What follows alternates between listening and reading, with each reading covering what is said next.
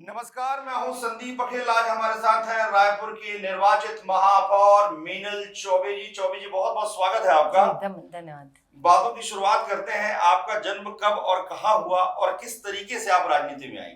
देखिए, मेरा मेरा बर्थ प्लेस रायपुर शहर ही है और मेरी स्कूल की शिक्षा भी यहाँ पहले प्रारंभिक शिक्षा सालेम स्कूल में हुई। उसके बाद दानिश स्कूल में मेरी हायर एजुकेशन जो पढ़ाई है वो दानिश स्कूल में हुई। उसके बाद विज्ञान महाविद्यालय से मैंने कॉलेज की पढ़ाई की है। और स्कूल टाइम में जब मैं दानिश स्कूल में पढ़ती थी तो थोड़ा मेरा उसी समय से पॉलिटिक्स स्टार्ट है। 9th में मैं सचिव बनी थी। स्कूल में इलेक्शन होता था हमारे स्कूल में। 10th में मैं वाइस प्रेसिडेंट बनी, फिर 11th में मैं प्रेसिडेंट बनी और मेरा फर्स्ट बैच था 10+2 का। तो 12th में मैं वापस प्रेसिडेंट बनी और मेरे ख्याल से दानिश स्कूल में पहली बार ऐसा हुआ है कि कोई 2 बार कंटिन्यू प्रेसिडेंट बनी है। वो रिकॉर्ड मेरे नाम है और मैं बहुत अच्छे से चुनाव जीतती थी वहाँ, मतलब मार्जिन मेरा अच्छा खासा रहता था। उसके बाद कॉलेज में भी मैं गर्ल्स रिप्रेजेंटेटिव थी। उसके बाद पहले मेरे हस्बैंड हैं, वो मेरे वार्ड जहाँ हम निवास करते हैं चंगोरा भाटा, वहाँ से वो पार्षद बने। उसके बाद फिर मैं लगातार 3 बार पार्षद बनी। वो सीट है वो रिज़र्व हो गया था जनरल कैटेगरी वुमेन के लिए। तो फिर मैं 3 बार पार्षद बनी और ईश्वर की दया से आज मैं वहाँ पर जीत के आई हूँ। लगातार कांग्रेस जो है यहाँ से जीत रही थी। किरणमयी नायक जी, फिर प्रमोद दुबे जी, फिर एजाज जेवर जी, लगातार जो है कांग्रेस जो है काबिज थी। मतलब कहा जाए 15 साल बाद जो है भारतीय जनता पार्टी को अवसर मिला आपके रूप में, तो एक बड़ी जिम्मेदारी आप देखती होंगी। हाँ, देखिए, हमारे पूर्व प्रधानमंत्री अटल बिहारी वाजपेयी जी ने कहा था कि अंधेरा छटेगा, सूरज निकलेगा और कमल खिलेगा। 15 वर्षों के पश्चात नगर निगम रायपुर में भी भारतीय जनता पार्टी के कमल का फूल का उदय हुआ है। और ये भी सही है कि जितनी बड़ी जीत होती है उतनी बड़ी चुनौती भी होती है। अच्छे खासे मार्जिन से हम जीते हैं तो हमारे पास चुनौतियाँ भी बहुत हैं, मगर कोई नहीं, हम चुनौती का सामना करने के लिए तैयार हैं। और जिस विश्वास के साथ जनता ने मुझे चुनकर भेजा है, मैं वो काम करने का पूरा प्रयास करूँगी। पहली प्राथमिकता क्या है? रायपुर की प्रथम महिला हैं आप, पहली प्राथमिकता आपकी क्या क्या है? नगर निगम के माध्यम से जो नगर निगम का जो मूल दायित्व है, जनता जिस चीज़ के लिए टैक्स पे करती है, जनता का जो अधिकार है, बिजली, स्वच्छ पेयजल और साफ सफाई, ये हमारी प्राथमिकता रहेगी कि हम इन सब चीज़ों को जनता को समर्पित करें। मगर नगर निगम है वो सभी दिशाओं में काम करता है और नगर निगम के माध्यम से रायपुर शहर का चतुर्मुखी विकास, ये हमारी प्राथमिकता होगी। और शहर की जनता ने जो सोचकर हम चुना है, एक सुंदर उनके सपनों का रायपुर शहर, सुकून भरा रायपुर शहर, ये हमारी सारी चीज़ें हमारी प्राथमिकता में है। इसके अलावा जो ट्रैफिक का जो वो है सिस्टम है हमारे यहाँ, हाँ। अगर एक व्यक्ति को अब जहाँ पहुँचने में 10 मिनट लगने चाहिए, वहाँ पहुँचने में उसको आधे घंटे लग जाते हैं, तो वैसे ही वो हेजिटेट हो जाता है, उसके काम करने की क्षमता भी प्रभावित होती है। तो मैं ये मेरी प्राथमिकता में रहूँगी कि एक स्मूथ ट्रैफिक और जो घर में लोगों को सुकून मिलता है वो घर से बाहर भी लोगों को मिले, इसका मेरा प्रयास रहेगा। महापौर से मिलना सरल हो जाए और लोग अपनी मीनल दीदी के पास या मीनल भाभी के पास या बेटी मीनल के पास बहुत सहजता से पहुंच जाएं, उसके लिए आपका क्या प्रयास है? देखिए, इसके लिए मैं बिल्कुल तैयार हूँ और पूर्व में भी मैं बहुत ही सरलता से सबको उपलब्ध होती थी। जब मैं नगर निगम में नेता प्रतिपक्ष थी तो जितने MICs जितने दिन महापौर आते थे, मुझे लगता है करीब करीब उतने दिन मैं अपने नगर निगम के चैम्बर में बैठी हूँ और लोगों को मैं बिल्कुल आमंत्रित करती थी। मेरा ये मानना है कि जनता और जनप्रतिनिधि के बीच एक विश्वास का रिश्ता रहना चाहिए, क्योंकि हमारा एक र्यूमर है कि जो नेता लोग हैं वो इलेक्शन के टाइम आते हैं, वोट मांगने आते हैं और फिर जब वोट काम निकल जाता है तो वो पहचानते नहीं हैं। मैं इस भ्रांति को दूर करना चाहती हूँ। हम देखिए, मेरे पास बहुत सारे, जब मैं नेता प्रतिपक्ष थी तो ऐसे लोग आते थे अपने काम के लिए जो मुझे सीधा पता रहता था कि इस काम का नगर निगम से कोई लेना देना नहीं है। फिर भी मैं उनके सामने में अधिकारियों को बुलाती थी, अधिकारी उनको जवाब देते थे, तो उनको एक संतुष्टि मिलती थी कि नहीं, इसने प्रयास तो किया है काम के लिए। तो मेरा वही प्रयास जारी रहेगा। मैं नगर निगम में सरलता से सबको उपलब्ध रहूँगी। जनता जिस टाइम भी मुझसे मिलना चाहे उनका हमेशा स्वागत रहेगा। कहा जाता है हर सफल पुरुष के पीछे एक महिला का हाथ। आपके पीछे छगन जी का हाथ जो है कहीं ना कहीं आपको आगे बढ़ाने में और एक पत्नी को आगे बढ़ाने में। आज उनके लिए कितनी खुशी का दिन होगा कि उनकी धर्मपत्नी जो है रायपुर की महापौर है। उन्होंने कुछ अनुभव साझा किया आपसे? नहीं, वो मुझसे तो नहीं बोलते, पर खुशियाँ दिखती हैं, उनके चेहरे से समझ आता है। वो भी मुझे मेहनत करते देखते थे, तो उनको लगता था कि मतलब कुछ अच्छा हो, और वो खुश तो बहुत हैं। और मुझे नहीं कहते वो कि मैं खुश हूँ करके, पर मुझे समझ आ जाता है कि खुशी है। मेरे परिवार में सब, मेरे भाई-बहन, मैं इवन मेरे बच्चे, मेरे पड़ोसी, सब बहुत खुश हैं। परिवार के बारे में कुछ बताइए, माता-पिता के बारे में बताइए। हाँ, मैं 5 भाई-बहनों में सबसे छोटी बहन हूँ। मेरे बड़े 4 भाई-बहन हैं, और छोटे रहने से बहुत सब लाड-प्यार भी ज़्यादा मिलता है। और उसी का परिणाम है, मुझे लगता है कि मैं पॉलिटिक्स में आ गई हूँ, कि मेरे ऊपर बहुत ज़्यादा रिस्पॉन्सिबिलिटी नहीं थी। मैं अच्छे से अपना चिल करती थी। बहुत पढ़ना-लिखना, मतलब बहुत, मैं बताई ना, मैं स्कूल से ही पॉलिटिक्स में हूँ, तो मुझे ये सब अच्छा लगता था। भाषण बोलना, वाद-विवाद करना, साइंस मॉडल बनाना, साइंस ड्रामा करना, कल्चरल एक्टिविटीज़ में मेरा ध्यान रहता था। और मेरे स्कूल में मैडम बोलते थे, मीनल तू दिन भर ये करती है, तो तू पढ़ाई कब करेगी? और मेरे पेरेंट्स बोलते थे कि हमने दानी स्कूल को अपने मीनल को दान दे दिया है। और ऐसे करके मैं आ गई माँ के इलेक्शन में। बारे में बताएं। माँ के, क्योंकि देखिए आप बताएं कि जब आप महापौर बनी तो सबसे अधिक आपको माता पिता की याद आई। जब माँ जो है कुछ ऐसा बनाती रही हो, या माँ जो आपको बोलती रही हो, उस कोई स्मरण आपके दिमाग में हाँ, हो? मैं मेरी माँ से मेरा बहुत अटैचमेंट था। मैं जभी भी वोटिंग वाला दिन रहता था, मैं 3 बार पार्षद का भी चुनाव लड़ चुकी हूँ, तो मैं वोट करने से पहले अपनी माँ को प्रणाम करने जाती थी। और इस बार चौथा चुनाव मेरा था जिसमें माँ नहीं थी, तो मैं उस दिन उनको बहुत याद की, पर उनकी तस्वीर के सामने प्रणाम करके गई। और वो जैसे पेपर वगैरह में मेरे फ़ोटोज़ आते थे, तो वो पेपर देखती थी, तो वो उसको, पेपर को बहुत सँभाल के रखती थी कि मेरी मीनल का फ़ोटो आया है इसमें करके। यही सब छोटी-छोटी चीज़ें हैं। और वो बोलती थी कि तू किसी से लड़ा मत कर बाहर। ज़्यादा जैसे मैं एग्रेसिव हो जाती थी जब नेता प्रतिपक्ष थी, तो वो मेरी चिंता करती थी। तो मैं उनको बताती थी, माँ आप ज़्यादा मत चिंता करो, मेरे साथ मेरी पूरी पार्टी है, और मैं सही चीज़ों का ही विरोध, सही गलत का ही विरोध करती हूँ, और प्रमाण के साथ बात करती हूँ। ऐसे मैं उनको समझाती थी। ये सब चीज़ें मुझे रिकॉल करती हैं। भारतीय जनता पार्टी को ही क्यों चुना आपने राजनीति के लिए? नहीं, राष्ट्रवाद भारतीय जनता पार्टी के साथ एक बहुत बड़ी बात है। वो राष्ट्रवाद वाली पार्टी है, मेरी पार्टी है। वो अपने लिए नहीं, राष्ट्र के लिए, देश के लिए सोचती है। ये सबसे बड़ी बात है। और मेरा सदैव से ही झुकाव रहा है भारतीय जनता राजनीति पार्टी। में किसे आप अपना रोल मॉडल मानती हैं? देखिए, हर बहुत सारे लोग हैं, किसी का कोई चीज़ अच्छा रहता है, किसी का कोई चीज़ अच्छा रहता है। तो ऐसे बहुत सारे लोग मेरे आदर्श हैं राजनीति में। और रही बात सीखने की, तो मैं अपने काम करने के अनुभव से मैं सीखी हूँ कि मुझे क्या सही करना है, क्या गलत करना है। और पार्टी में कोई एक ऐसा लीडर नहीं है जिसका मैं नाम ले पाऊँ। बहुत सारे लोग हैं, बहुत सारे नेता हैं जिनसे मैं बहुत कुछ सीखी हूँ। मैं तो अपने कार्यकर्ताओं से भी सीखती हूँ। सबके में कोई ना कोई अलग क्वालिटी रहती है, और सब मेरे रोल मॉडल हैं। लोग बोलते हैं आप बड़ी सहज हैं, और जो आपके मन में रहता है आप बिंदास बोल देती हैं, भय नहीं रहता आपके मन में। लेकिन राजनीति है और इसमें जो डगर है बड़ी मतलब कठिन है, तो इसमें बहुत सोच समझ के बोलना पड़ता है। तो क्या इतना जो है आपको सोचना पड़ेगा, या इतना विचार करना पड़ेगा? देखिए, अगर हम सच बोल रहे हैं तो हमको किसी का कोई भय नहीं है। सोचना और विचार करना उनको पड़ता है जो झूठ बोलते हैं या गलत बोलते हैं। मैं सच बोलती हूँ, इसलिए मैं ज़्यादा दिमाग नहीं लगाती। हो सकता है कहीं कभी-कभी सच कड़वा भी होता है, तो वो भी मैं झेलने के लिए तैयार हूँ। पर मुझे डर नहीं लगता। मैं बहुत सहज हूँ और सच बोलती हूँ, और बहुत पोलाइट भी हूँ। मगर जहाँ पे जो जिस भाषा में समझता है, मैं उस भाषा में बात करती हूँ। क्योंकि जहाँ हम काम करते हैं वहाँ सब टाइप के लोग रहते हैं। काम हो जाएगा करके टालने वाले भी बहुत हैं, तो उनके साथ हमको स्ट्रिक्ट भी होना पड़ता है। मैं जनता की चुनी हुई जनप्रतिनिधि हूँ।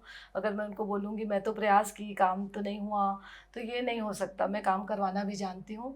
जो जिस भाषा में समझता है मैं उससे उस भाषा में बात करती हूँ। जिस तरीके से एजाज जेबर जो है वो पूर्व महापौर, उनका कहना है कि कहीं नहीं कि उनको बुलाया नहीं गया, या उनको उस तरीके से सम्मान नहीं दिया गया। तो क्या लगता है, आप नेता प्रतिपक्ष थी उस समय, कि महापौर ने किन किन जिम्मेदारियों को नहीं निभाया जिसकी वजह से आप जीती? देखिए, ये शपथ ग्रहण समारोह की बात है। ये जिला प्रशासन का कार्यक्रम था, और उनमें उनको बाकायदा विधिवत निमंत्रण भी गया था, और मैंने इसका संज्ञान भी लिया था अधिकारियों से कि पूर्व महापौर जी को निमंत्रण गया है कि नहीं, तो उनकी ओर से उनको निमंत्रण गया था। और रही बात कि 15 वर्षों के बाद अचानक से मतलब भारतीय जनता पार्टी की सरकार आई है, तो जो पूर्ववर्ती सरकार थे उनके कामकाजों से जनता परेशान थी। पूर्ववर्ती सरकार से जनता असंतुष्ट थी, कार्यप्रणाली उनकी सही नहीं थी, भ्रष्टाचार का भी बहुत इशू आया था। इसलिए जनता ने इस बार कमल के फूल को चुना और हमने विपक्षी होने के नाते सारे काले कामों को और भ्रष्टाचार को हमने उजागर किया, प्रमाण के साथ उजागर किया। हमारे माननीय मुख्यमंत्री विष्णुदेव सरकार का जो पिछले 1.5 वर्ष का कार्यकाल है वो बहुत सफलतम कार्यकाल रहा, इसलिए जनता का विश्वास भारतीय जनता पार्टी के प्रति रहा और उन्होंने बहुमत से हमको चुनकर भेजा। जिस तरीके से जो ठेले में दुकान लगाते हैं, गुमटियों में दुकान लगाते हैं, उनको बड़ी उम्मीद है आपसे। जो बच्चे खेल करते हैं, जो खिलाड़ी बनना चाहते हैं, उनको बड़ी उम्मीद है आपसे। जो बुजुर्ग उस उद्यान में टहलने जाते हैं, बड़ी उम्मीद है आपसे। तो ये सब उम्मीदों को लेकर आप कैसा काम करेंगे कि एक गरीब का भी भला हो, एक हर व्यक्ति का भला हो समाज में? मैं इसके लिए पूरी तरीके से तैयार हूँ और मैं काम करने के लिए ही चुनाव लड़ी हूँ और मैं काम करके दिखाऊंगी। जो चीज़ें आप बता रहे हैं, स्ट्रीट वेंडर्स की बात कर रहे हैं, तो हमारे पास स्ट्रीट वेंडर्स बहुत हैं और वो एक पैरेलल चलने वाला चीज़ था कि अगर हमारी एक प्रधानमंत्री की योजना थी मुद्रा लोन के तहत हमने लोगों को स्वावलंबी बनाने का प्रयास किया, मगर हम ये भूल गए हमको एक पैरेलल चलाना था कि हमको उनके स्ट्रीट वेंडर्स जोन बनाने, वेंडिंग जोन बनाने थे। वो काम नगर निगम नहीं कर पाई और इसका नतीजा आपको दिख रहा है कि जो वेंडर्स हैं हमको जहाँ तहाँ दिख रहे हैं। मेरा प्रयास रहेगा कि हम उनसे भी बात करके सामंजस्य आपस में बना के उनको एक जगह पे व्यवस्थापित करें ताकि उनको भी कोई दिक्कत ना हो। गार्डन की बात, गार्डन के लिए अच्छा खासा फंड नगर निगम में रहता है, तो आप निश्चिंत रहिए। जिनको जिनको मुझसे उम्मीदें हैं और जिस चीज़ के लिए उम्मीदें हैं वो सब पूरा होगा, पक्का होगा। नगर निगम का जो भी काम होगा वो जनता के हिसाब से होगा, जनता के सुझाव से होगा और जनता की सुविधा के लिए होगा, ये मैं गारंटी देती जिस हूँ। तरीके से आने वाले दिनों में गर्मी पड़ रही है, गर्मी इस बार बहुत पड़ेगी भी ऐसा अनुमान है, और पूर्व में भी बहुत गर्मी पड़ी थी, उसके बाद बारिश का समय आ जाएगा। दो चीज़ें बड़ी महत्वपूर्ण हैं। एक तो पेयजल की जो समस्या है, हर बार जो है पानी की बड़ी समस्या होती है, टैंकर और तमाम चीज़ों की बड़ी समस्या होती है। उसका जब बारिश का समय आता है तो जो आप समझ लीजिए जय स्तंभ चौक से जब हम आगे बढ़ते हैं तो वहाँ पर जल भराव, और ऐसे रायपुर में कई स्थान ऐसे हैं जहाँ पर जल भराव हो जाता है। तो उसके लिए कोई रणनीति आपके मन देखिए, में ये हमारे शहर की जनता का दुर्भाग्य है कि हमको गर्मी में पेयजल संकट से जूझना पड़ता है और थोड़ी सी बारिश में हमको जल भराव की समस्या आ जाती है। अब ये गर्मी आ रही, जैसे कि आप कह रहे हैं, पेयजल संकट हमारे सामने बहुत बड़ी समस्या के रूप में है। करोड़ों रुपए का अमृत मिशन का काम पिछले दिनों हुआ है पिछली सरकार में और भुगतान भी हुआ है करोड़ों रुपए का। जनता रास्ता देख रही थी कि अब हमारे यहाँ नया पाइपलाइन बिछ गया है, मोटा पाइपलाइन बिछ गया है, अब अच्छा पानी हमारे यहाँ आएगा। मगर जब नल चालू किए तो पानी की जगह से वहाँ हवा आई। तो ये किस प्रकार का काम है, किसने मॉनिटरिंग की, किसने प्लानिंग की? ये सब गलत हुआ है। नगर निगम का मूल दायित्व है कि वो जनता को जो बेसिक नीड्स हैं, पेयजल उपलब्ध कराए, शुद्ध पेयजल उपलब्ध कराए। और जब 7 तारीख को हमारा प्रथम सम्मेलन होगा, सारे जोन कमिश्नरों को कह दिया गया है कि आप सबसे पहले नेक्स्ट डे ही अपने सारे जोन के अंतर्गत आने वाले पार्षदों की बैठक लेंगे और जल समस्या कहाँ कहाँ है ये आप इसको नोट करेंगे और किस कारण से जल समस्या है। जल समस्या के भी अनेक कारण होते हैं, कहीं पाइपलाइन ही नहीं बिछा रहता बिल्कुल ठीक है। और कहीं पे पाइपलाइन बिछा है मगर कोई दूसरी दिक्कत आ रही है। तो ये सब, या कई जगह जब वाटर लेवल डाउन होता है तब पेयजल का संकट आता है। तो पेयजल संकट और किस कारण से पेयजल संकट आ रहा है इसका तुरंत संज्ञान लेके हमको बताएं, तो हम उसमें फिर अधिकारियों के साथ मिलके और शासन के साथ मिलके आगे की उसमें हम कार्यवाही करके जो भी अच्छा होगा वो करेंगे। बीच में कई बार ऐसी स्थितियां आ जाती थी तो ऐसा लगता था कि हमारा जो रायपुर है, सालों से आप यहाँ रह रही हैं, हम सब लोग रह रहे हैं, कि कहीं न कहीं जो सद्भाव है, जो शांति है, वो रायपुर की भंग हो रही है। कोई वातावरण कुछ खराब हो रहा है। ऐसा वातावरण आगे भविष्य में निर्मित ना हो, किसी प्रकार की कोई ऐसी घटना दुर्घटना ना हो, उसके लिए आपने कोई सोचा है विचार? देखिए, ऐसा तो मुझे नहीं लगता। हमारे रायपुर वाले शांति प्रिय हैं, हम किसी भी चीज़ को सांप्रदायिक रंग नहीं देना चाहते। और इसका सबसे बड़ा उदाहरण है कि एक एजाज ढेबर को शहर का प्रथम नागरिक बनाया गया, उसके बाद भी कोई ऐसा कुछ कंट्रोवर्सी कुछ हुआ नहीं है। और ये दोनों साइड से ये सब चीज़ें होनी चाहिए।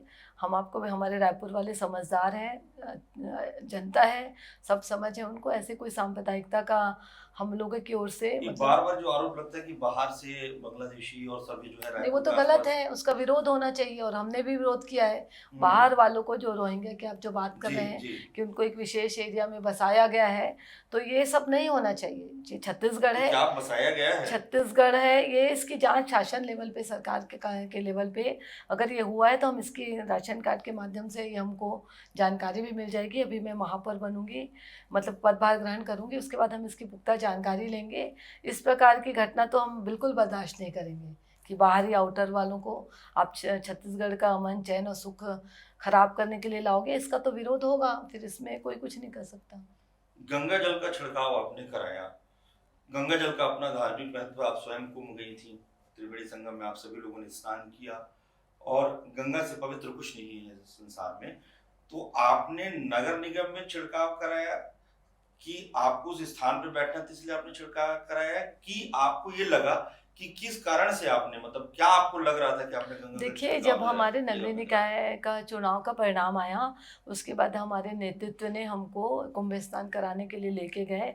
हम गंगा में डुबकी लगा के आए हैं, तो स्वाभाविक है हम गंगा जल भी लेके आए हैं और ये हमारी आस्था का विषय है। हम सनातन धर्म को मानने वाले लोग हैं, हम कोई भी शुभ काम करते हैं तो उससे पहले हम गंगा जल छिड़कते हैं।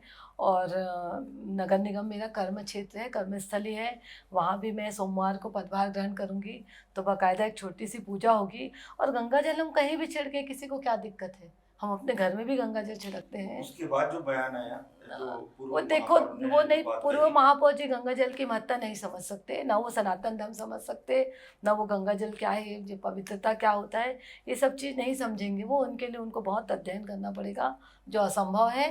गंगा जल का हिंदू धर्म में बहुत मान्यता है, पूजा पाठ में हम गंगा जल छिड़कते हैं। नगर निगम हमारी कर्मस्थली है और वहाँ भी हम पूजा करेंगे तो बाकायदा गंगा जल छिड़काव करेंगे। वास्तु भी आपने बदल दिया, पहले वो पूर्व दिशा की ओर बैठते थे, अब आप उत्तर दिशा की ओर बैठेंगी। ये बदलाव किस तरीके का? देखिए, मुझे वो सूट करता है उत्तर दिशा, इसके दो रीज़न है। मैं जब नगर निगम में नेता प्रतिपक्ष थी तो भी मेरा उत्तर और फ्रंट है, जो डोर जहाँ से एंट्री करते हैं उस डोर की ओर मेरा फ्रंट रहता है। इसके दो कारण हैं। कोई भी जनता आ रही है उसको हम बाहर इंतज़ार कराना ज़्यादा नहीं चाहते, तो मैं चाहती हूँ कि मुझे दिखे कि मेरे पास कौन आ रहा है, ताकि हम उसको सीधा आमंत्रित कर लें। और दूसरा रीज़न ये भी है कि मुझे वो सूट किया, मैं जब नेता प्रतिपक्ष थी, तो ये अपना अपना ये सोच है। ये मुझे ऐसा लगता है कि मुझे ऐसा बैठना चाहिए, तो मैं वैसे ही बैठूंगी। महिलाओं की सुरक्षा, क्योंकि आप महिला महापौर हैं, महिलाओं की सुरक्षा के लिए आपने क्या सोचा? कई घटनाएं जो रायपुर में हो जा रही हैं, कहीं न कहीं एक कोई भी घर से कोई महिला निकलती है तो मन में चिंता जो है सताने लगती है, वो चीजें दिमाग में आने लगती हैं, तो उसके लिए कुछ आपने सोचा है? देखिए, एक महिला अगर रायपुर शहर की प्रथम महिला बनी है या महापौर बनी है, तो निस्संदेह ये सारे महिला वर्ग के लिए बहुत गौरव की बात है। और हमारे आने से महिला सशक्तिकरण को भी बढ़ावा मिलेगा। और रही बात महिलाओं में चिंता की, तो अगर उनकी शहर की प्रथम महिला महिला है और मीनल चौबे महापौर है, तो उनको डरने की कोई आवश्यकता नहीं है। मैं उनके साथ खड़ी हूँ, उनकी सुरक्षा के लिए हूँ। मैं उनको सशक्त बनाने का भी मेरे लिए प्रयास रहेगा। मेरा प्रयास रहेगा कि मैं महिलाओं को आगे लाऊं, उनके रोज़गार के लिए भी मैं काम करूं, उनका सर्वांगीण विकास जो बोलते हैं वो सब मेरे द्वारा होगा और मेरे प्लानिंग में भी है ये सब चीज़। तो जब महिलाएं कॉन्फिडेंट होंगी और आत्मनिर्भर होंगी तो बाकी सब चीज़ें अपने आप सेकेंडरी हो जाती हैं, उनमें सब चीज़ों की गलत कहने की क्षमता आ जाती है। तो ये सब ठीक होगा। एक महिलाओं को नेतृत्व मिलने से बहुत कुछ चीज़ें पॉजिटिव होंगी महिलाओं के लिए भी। आने वाला समय महिलाओं के लिए बहुत अच्छा रहेगा। रायपुर में एक चीज होती है कि रायपुर में विकास की जब हम बात करते हैं, किसी भी बड़े शहर की विकास की हम जब बात करते हैं, तो कई बार ऐसा होता है कि जो बड़े बड़े भवन हैं या चौड़ी चौड़ी सड़कें हैं, हम उसको विकास मानते हैं, लेकिन उसमें कई बार ऐसा होता है हम अतीत की कई चीजों को भूल जाते हैं। रायपुर का एक अपना इतिहास है। किस तरीके से आप जो है रायपुर की उन पुरानी चीजें, चाहे वो पुरानी बस्ती हो, चाहे वो लिली चौक हो, चाहे ब्राह्मण पारा हो, वदिया पारा हो, या तमाम जितने बूढ़ा पारा, बैजनाथ पारा, ये जो पारा वाला जो हमारा कल्चर है, जो रायपुर की जो पहचान रही है, वो भी बड़े खूबसूरत ढंग से जो है विकास की ओर आगे बढ़े, उसके लिए भी आपने कुछ विचार किया है? देखिए, ये जो हमारे जो पुरातत्व चीज़ें हैं, जो हमारे शहर की पुरानी चीज़ें हैं, वो हमारी धरोहर है और हम इस शहर के नागरिक हैं, हमारा बचपना, हमारा जन्म यहीं हुआ है, तो हमारे धरोहर की रक्षा करना भी हमारा कर्तव्य बनता है। और पारा कल्चर की बात है तो मैं आपको बताऊंगी, मेरा जन्म एक पारा में हुआ है, मैं ब्राह्मण पारा में मेरा निवास था, ब्राह्मण पारा में ही मैं पली बड़ी हूँ। और जितने आपको अभी लीडर्स दिखेंगे बहुत सारे रायपुर शहर के सब ब्राह्मण पारा के ही हैं वो। तो ये मेरा प्रयास रहेगा कि हम अपने धरोहर को बचाते हुए वहाँ के लोग जो हमारे बड़े लोग हैं, सीनियर सिटीजन्स हैं, उनसे बातें करते हुए उसके अनुरूप ही विकास करें। क्योंकि रायपुर शहर में बहुत बदलाव आया है और हमारा छत्तीसगढ़ पृथक बना, तो राजधानी भी है रायपुर, तो राजधानी के अनुरूप विकास भी होना है। तो हम सबको आपस में मैनेज सामंजस्य बनाते हुए रायपुर का शहर का डेवलपमेंट करेंगे। पर हमारे ध्यान में पूरा रहेगा कि हम अपने धरोहर की भी सुरक्षा करें, चिंता करें और उसके साथ डेवलपमेंट की ओर अग्रसर रहें। जब हम पेपर दिलाने जाते हैं रायपुर में तो ये रहता है कि विशेष कई स्थान है, मंदिर है, जैसे भाई हम काली मंदिर चल दिए, महामाया मंदिर चले गए, कोई और मंदिर चले गए। कभी भी जब विशेष कोई कार्य होता है तो आप किस मंदिर जाती हैं, पेपर के समय भी और अभी भी? मैं आपको एकदम सच्ची सच्ची बात बताती हूँ, जब ये महापौर का विषय आ रहा था तो मुझे सबसे ज़्यादा जो टेंशन हो रहा था, जो मैं प्रेशर में थी, वो था आरक्षण। मुझे आरक्षण में लग रहा था कि क्योंकि आरक्षण बहुत ट्रांसपेरेंसी के साथ होता है और वो कुछ भी हो सकता है। और 15 साल निगम में काम करने के बाद ऐसे लग रहा था कि अब एक महिला को निगम में नेतृत्व मिलना चाहिए। तो बस उसी दिन मैं टेंशन में थी। पर उस दिन मैं अपनी माँ की तस्वीर को प्रणाम करके निकली और बजरंगबली भगवान, हनुमान भगवान का मंगलवार का दिन था, तो मैं भगवान को प्रणाम करके निकली। ये तो मेरे लिए बहुत पॉजिटिव हुआ। तो उस दिन से मैं थोड़ा हनुमान भगवान को बहुत ज़्यादा मानने लगी। और मंदिरों की बात है तो मैं जब ब्राह्मण पारा में रहती थी तो परीक्षा के समय में एक सुहागा मंदिर था। हाँ, तो मैं सुहागा मंदिर जाती थी। सब गलतियों के लिए माफ़ कर देना, कुछ पढ़ती लिखती ज़्यादा थी नहीं, भगवान मेरे को पास कर देना, मेरे को अच्छा कर देना। रिजल्ट से पहले, परीक्षा से पहले भी सब ओके ओके, रिजल्ट से पहले जाते थे कि सब गलती माफ़ करना और अच्छा रिजल्ट दे देना, पापा डांटेंगे नहीं, तो ये सब चलता था। और बड़े होने के बाद अभी जब इलेक्शन से पहले, मैं हर वोटिंग से पहले मैं महामाया मंदिर जाती हूँ, रायपुर जो पुराने बस्ती में है, जी। वो महामाया मंदिर में पहले भगवान को प्रणाम करती हूँ, महामाया देवी को, उसके बाद मैं वोट करने जाती हूँ। और बाकी 3 मंदिर है, जो शीतला मंदिर, कंकाली मंदिर, महामाया मंदिर, ये तीनों मंदिरों में मेरी आस्था है, क्योंकि हम बचपन से वहीं जा रहे हैं, ब्राह्मण पारा से वो तीनों पास था, तो हम तीनों मंदिरों में जानते हैं। और माता का मेरे ऊपर बहुत कृपा दृष्टि रही है। मैं बहुत सामान्य थी, हाँ, और मैं आज यहाँ बैठी हूँ तो कहीं ना कहीं ईश्वर की कृपा से हुई यहाँ पे। तो छगन जी जो है पहले खुद ही वो राजनीति में रहे, फिर आप राजनीति में आई, तो उनका मार्गदर्शन कितना मिलता रहा आपको पूरे कार्य में? जब उनका पूरा बैक सपोर्ट मुझे मिला, उनको 5 वर्ष काम करने का अनुभव था, तो मैं पार्षद बनी, तो शुरू में वो मुझे बताते गए।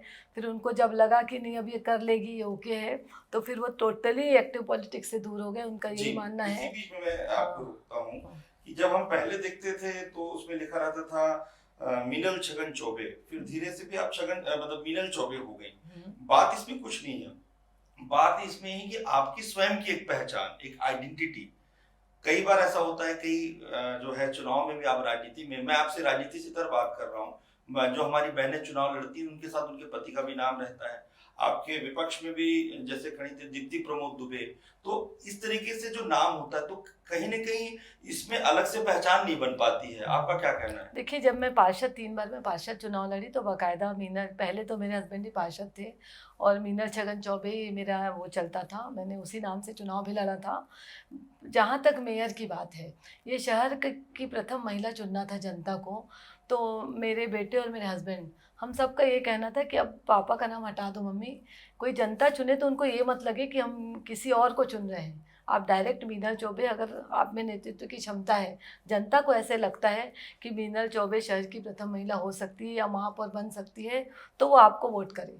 इसलिए हम लोगों ने इसको, मैंने कहा ठीक है, अब हम सशक्त भी हो गए। मेरे हस्बैंड का भी कहना था कि अब तुम काम करने में सक्षम हो, अब तुम मीनल, और जनता को भी ये चाहिए कि वो मीनल चौबे को चुन रहे हैं, अब मीनल चौबे के नाम से तुम चुनाव लड़ो। और मुझे भी थोड़ा कॉन्फिडेंस आया कि मैं मीनल चौबे सफिशिएंट है, जनता को भी हम किसी दुविधा में नहीं रखना चाह रहे थे। मैं मीनल चौबे हूँ, मुझे 15 वर्षों से नगर निगम में काम करने का अनुभव है और इसी नाम से मैंने वोट अपील की और जनता ने मुझ पर विश्वास किया। राजनीति में जब इस प्रकार की चीजें आती हैं कि जब हम कोई चीज को निर्णय लेते हैं किसी प्रकार का जो है कहीं ना कहीं हम विकास के कार्यों के बारे में सोचते हैं। मैंने आपको पूर्व में भी कहा कि आपकी जो प्राथमिकताएं हैं जो आपने गिनाया, लेकिन अक्सर ये होता है कि महिलाओं के मन में ये रहता है कि हम राजनीति में आए कैसे। तो ऐसे समय में कि महिलाएं राजनीति में आए, उनके लिए आप क्या कहना चाहेंगी? क्योंकि कहीं ना कहीं एक धारणा बन गई कि अब महिलाओं के लिए राजनीति सुरक्षित नहीं है, ये ठीक नहीं है, वो ठीक नहीं है। ऐसे समय में आप उभर कर आती हैं और रायपुर की महापौर बनती हैं। देखिए, मैं आपके माध्यम से पूरी मेरी महिला मातृशक्ति को आग्रह भी करना चाहूँगी और संदेश भी देना चाहूँगी कि राजनीति में महिलाओं की ज़रूरत है। जितना एक पुरुष वर्ग कर सकता है उससे बेहतर महिला भी कर सकती है, और महिलाएं ही ऐसी हैं जो दोहरे दायित्व को निभा सकती हैं अच्छे से। और एक महिला अगर कुछ चीज़ को सोचती है करना है मुझे, तो वो उसके लिए फिर उनको कोई रोक नहीं सकता। राजनीति में बहुत ही शुचिता है, आप में बस इच्छा शक्ति होनी चाहिए, और राजनीति को महिलाओं की ज़रूरत है। बहुत अच्छी बात अपनी की। अंतिम के 2 प्रश्न है कि खाने में आप क्या पसंद करती हैं और क्या सबसे अच्छा बढ़िया बनाती है, जिससे हम आपके घर आके उसे जो है उसका स्वाद ले सकें? मैं बहुत फूडी हूँ।